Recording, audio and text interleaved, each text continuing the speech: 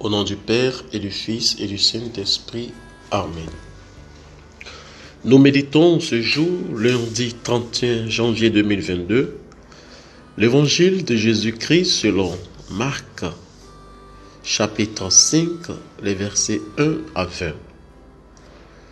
Après l'épisode de la tempête apaisée, situé en fin du chapitre 4 de l'évangile, où Jésus avait pris autorité sur les forces de la nature, en ce jour, nous contemplons Jésus prendre autorité sur les forces démoniaques. Ainsi, l'évangéliste Marc reste dans sa ligne droite qui est de mettre en scène la lutte entre le royaume de Dieu et les puissances du mal. En effet, la barque qui contenait Jésus et ses disciples arrive de l'autre côté de la mer en terre étrangère où Jésus guérit un démoniaque. Il est question d'un récit d'exorcisme qui raconte une libération de plusieurs démons. Tout d'abord, Marc nous fait une présentation du possédé. Ce possédé habite dans un lieu de mort, c'est-à-dire les tombeaux. Il est incontrôlable et indomptable. Il ne parle plus, mais crie. Il ne sait plus faire la différence entre le jour et la nuit et il s'automutile en se déchirant avec des pierres. Nous avons affaire ici à une déshumanisation profonde. Le possédé n'a plus d'identité et de dignité humaine. Devant cette déshumanisation, l'identité de Jésus profond est dévoilée, ce qui va entraîner la guérison du possédé. En effet, un dialogue s'engage entre les esprits qui engloutit le corps de l'homme et Jésus lui-même. Ces esprits accourent et viennent se prosterner devant Jésus en le nommant Fils du Dieu très haut. Ils semblent ainsi savoir à qui ils ont affaire et pressentent par là même que leur dernière heure est venue. Ils supplient donc Jésus avec insistance de les ramener à la mer à travers un grand troupeau de porcs. Notons que la mer étant, dans la mentalité du moment, le lieu des démons. Cette supplication de ces esprits au Christ manifeste la domination absolue de Jésus sur ces esprits démoniaques.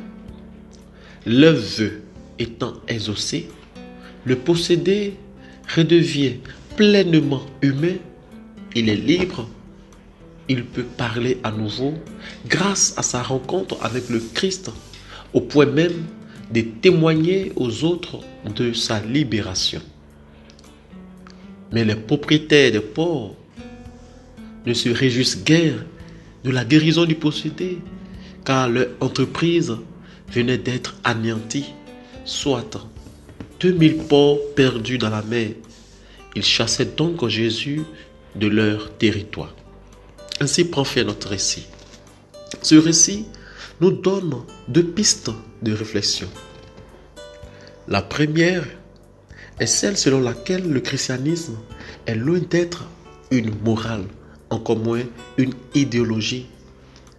Elle est la rencontre intime avec une personne, le Christ, qui donne à ma vie un nouvel horizon.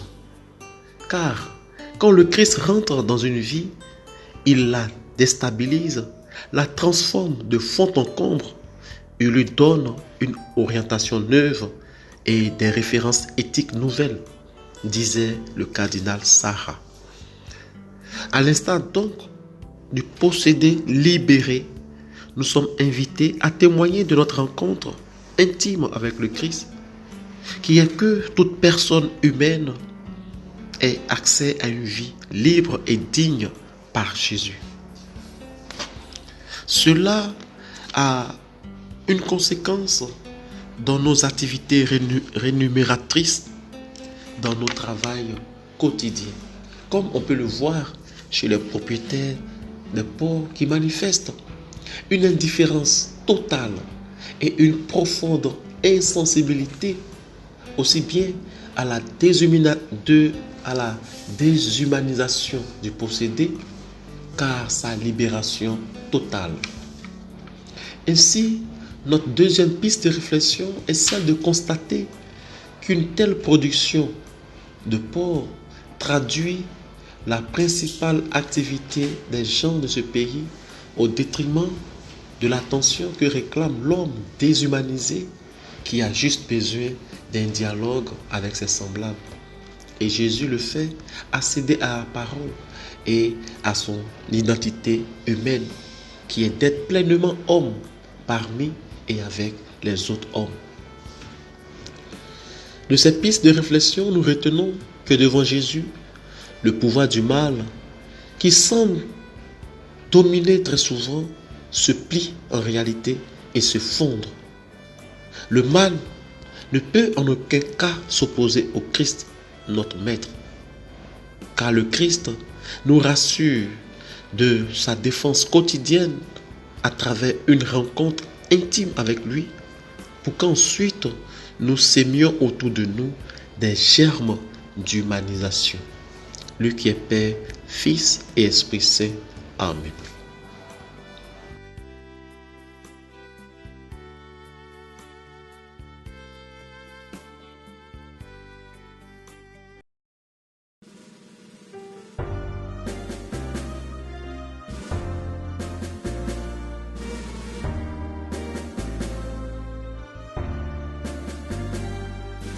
Allez partout, proclamez la bonne nouvelle.